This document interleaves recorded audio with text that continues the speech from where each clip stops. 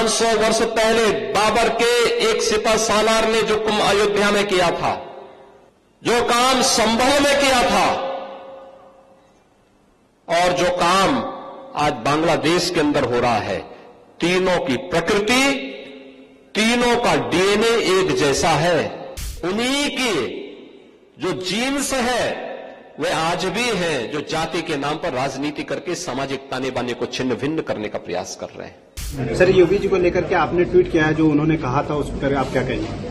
देखिए, पहले तो वो बहुत ही खतरनाक और ऑब्जेक्शनेबल बात बहस के मुख्यमंत्री कर रहे हैं भारत के सबसे बड़े प्रदेश के। भारत के मुसलमान को बांग्लादेश के हिंदू से क्या करना है? यहां पर भी माइनॉरिटी है, वहां पर भी माइनॉरिटी हो रहा है। और भारत का एक नागरिक कैसे जिम्मेदार है वहां पर जो कुछ हो रहा है? और क्यों बीजेपी सरकार वो डिपोज्ड लीडर को यहां पर भारत में अपने पास रखी है? भिजा दीजिए वापस उसको।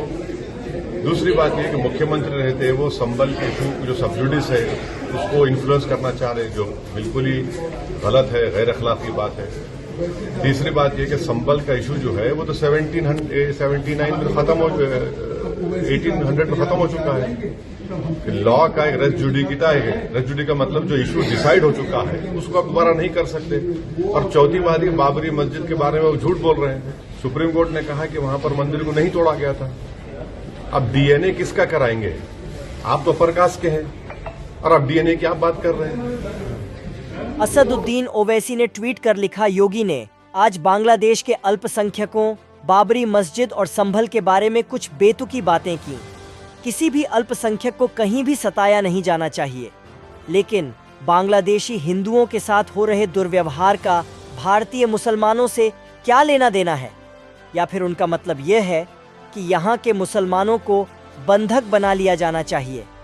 अगर उन्हें बांग्लादेशी अल्पसंख्यकों की इतनी ही चिंता है तो आप शेख हसीना को वापस क्यों नहीं भेज देते? वह भारत में क्यों रह रही हैं?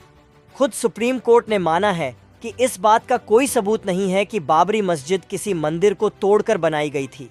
संभल जामा मस्जिद का मामला भी 1777 से 77 में ही हल हो गया था और अदालतों ने साफ तौर पर कहा था कि संभल की जामा मस्जिद एक मस्जिद है और वहाँ कोई मंदिर नहीं है, न ही वहाँ हिंदू पूजा होती है। योगी की दुकान में सच्चाई का कोई महत्व नहीं है, लेकिन इसका मतलब यह नहीं है कि हम चुपचाप उनकी बात मान लें। उनके बयान से यह साफ है कि मस्जिदों को मंदिर में बदलने के ये मामले भाजपा द्वारा प्रायोजित हैं। जब कोई मामला विचाराधीन होता है तो किसी को भी उसे प्रभावित करने का अधिकार नहीं होता।